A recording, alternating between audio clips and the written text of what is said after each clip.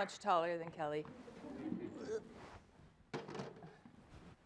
Okay, I'm just going to test this. So good morning, everyone. I'm very excited to be here. Before we dive in, I'm going to do something. Y'all are going to be mad at me. If you are at a table of 5, I see 3 tables of 5. One of you, the brave volunteer, needs to come sit up at this table and meet some new people. Woo! Yeah, woo! One more, yes. Already pushing the boundaries at 9 a.m. This little sampler up here was too lonely. So some of you may have walked in and saw the slide presentation and said, "Oh, what the heck is this?" And like I said, yes, I'm very serious. Some of the work that we do here at GA, yes, we call it GA, lovingly, the acronym of Granville Avenue Arts and Humanities. Some of the work we do here that I think often gets kind of overshadowed a little bit when we talk about our mission statement or anything like that is we're actively trying to change culture. We're shifting culture, and in order to understand what we're trying to shift away from and what we're trying to shift to, it's important to name it and think actively about what culture is. So who thinks they can define culture? Okay, yeah, brave volunteer. I'm stealing this from Seth Godin, who's a marketing person, but he says people like us do things like this. That's very perfect. That's a great summary. Ashley said people like us do things like this. So culture, I don't have a good power clicker, so I'm gonna lean over.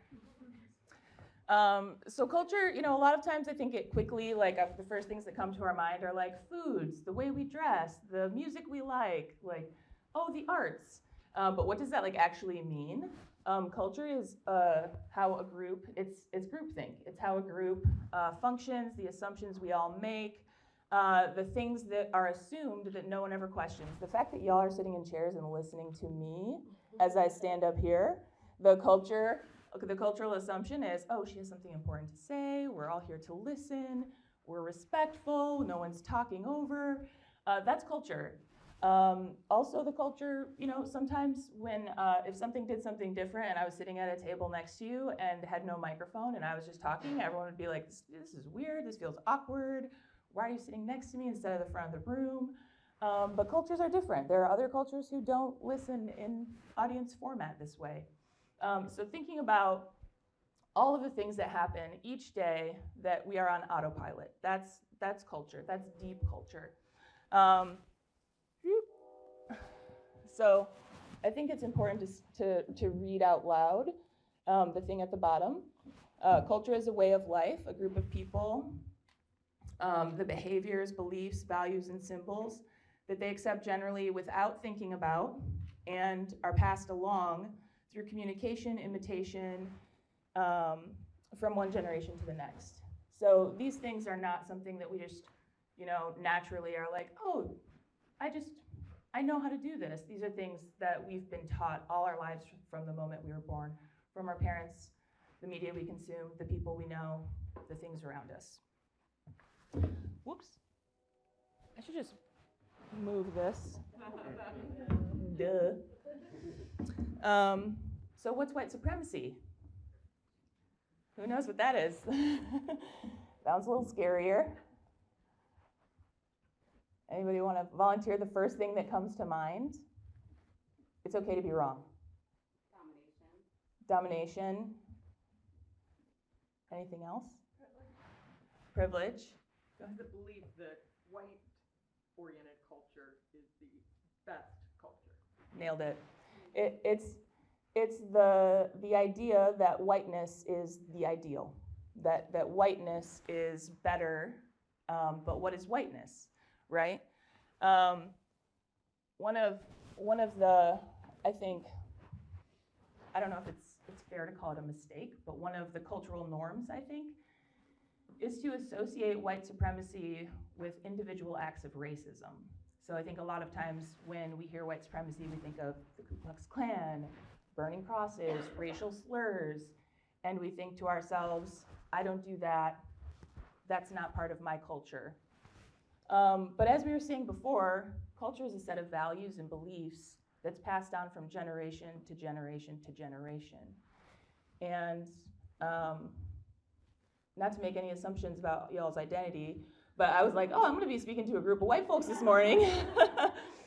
So I don't know how y'all got here, or how your families got here, but we all come from somewhere, and we come from value systems and beliefs that are passed down, and many of you might know how our country was founded. I hope you do. So I'm not going to read this. I do have an article that helps talk a little bit more about what white supremacy is, why we say white supremacy culture instead of racism, and how it can just help expand our ideas about how our own individual assumptions actually are built into the culture that assumes whiteness is the ideal. So I could go on about this for another 2 hours, but we're going to play with synthesizers. So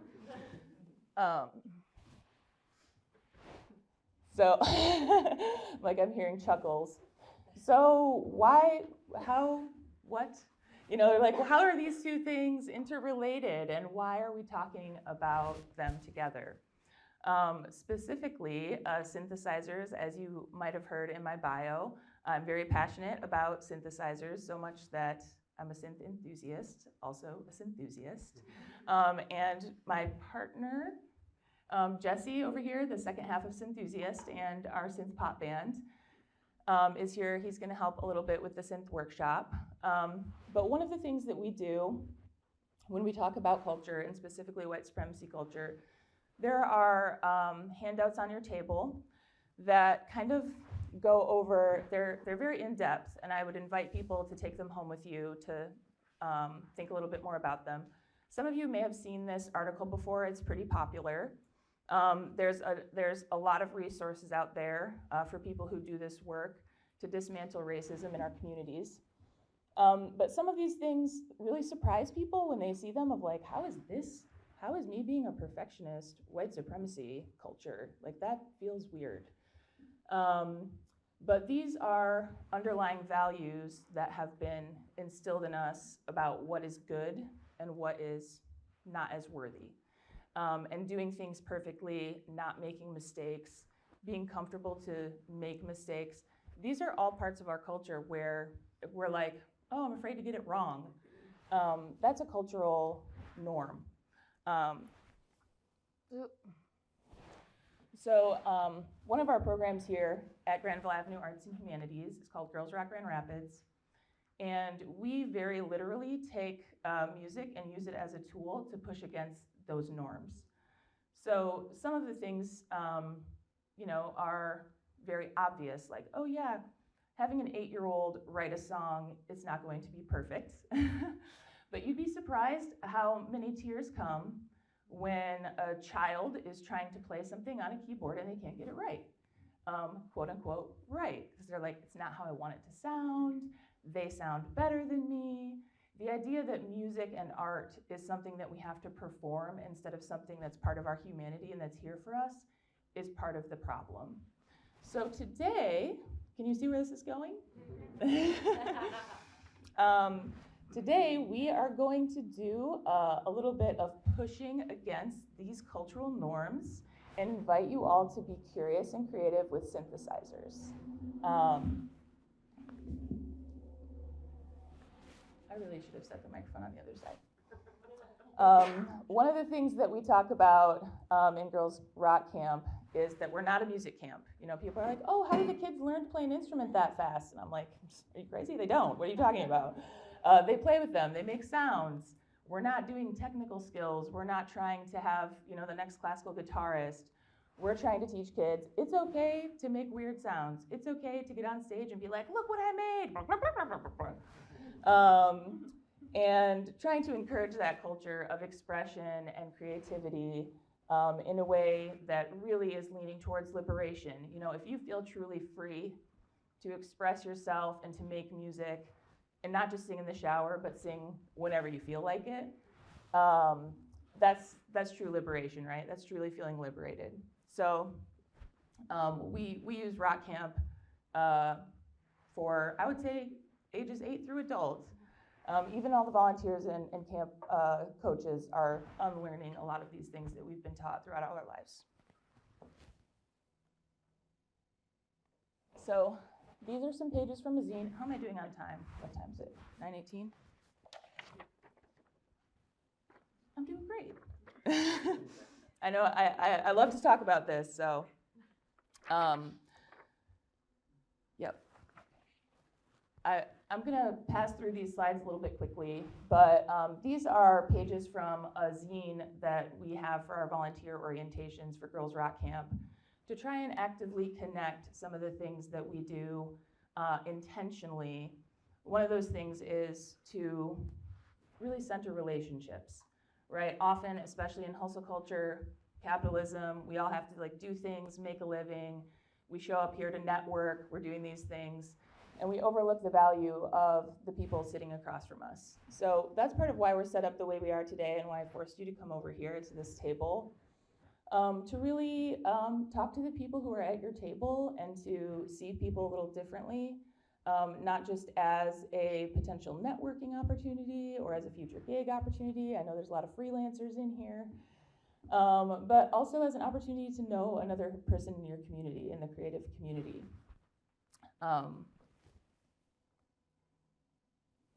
This was a really cool page I wanted to show, but I don't think we have time to read the whole thing. If anyone wants a copy of the Girls Rock Grand Rapids Volunteer Zine, I'd be happy to share that with you. We have digital copies and physical copies. All right, now what you've all been waiting for. Congratulations. You've all joined a band by showing up today. Look at your table mates. Yeah, this is your new band. So the rest of the activity, I've already been talking for like enough. The rest of today's time is going to be workshop style. You guys are going to get a very miniature version of Girls Rock Camp. You are going to all write a song today. I'm like, on a scale of yay or terrified, where's everybody at? Mostly yay. Some are like, yay, but also I'm terrified. This is a mix of things. But so first thing to do is remember, this is not that serious. You know, we're not going to be like, and then after this, we're going to Van Andel Arena. We're taking this to the stage. This is very low pressure situation. This is really meant for you to explore, be curious, and do something that maybe you wouldn't allow yourself to do. Oftentimes, especially if you're a parent or you spend a lot of time with kids, we're like, oh, I would love this for my kid. This is for you. This is for you to be like, I want to do it. Like, you know, push the kids aside. I do that all the time. Sometimes everyone's like, Steff, stop with the synths. The kids don't want to do it. And I'm like, yes, they do. Trust me, they will. My team is like, yeah, this is spot on. So yeah, we're going to take some time at the end to invite you all to show this song that you've written to the group. But also, if you and your whole table are like, no, I'm going to throw up if I have to do that. We don't want to clean up any like messes at the end, so you can pass if you really need to. We don't want to make anyone uncomfortable in a way that is going to physically be stressful. But you'll probably be uncomfortable. Discomfort is part of it. Don't get me wrong here. Okay, so we're going to take the next, where are we at with time? I'm like, having your clock right there is really helpful. So we're going to take 4 minutes for you all to introduce yourself using your names and your pronouns. Name tags are really helpful. And then one of your favorite colors and foods, and an adjective that describes you. And for those of you who are like, wait, what's an adjective again? It's just a descriptive word. So it could be like radical, tired, impressive, introverted, any word that describes you. So go ahead and may the 4 minutes begin.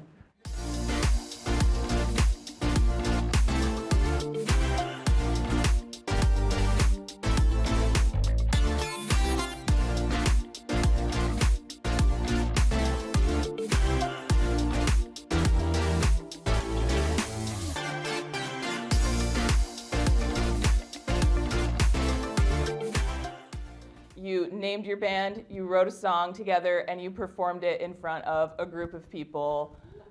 Give yourselves a round of applause.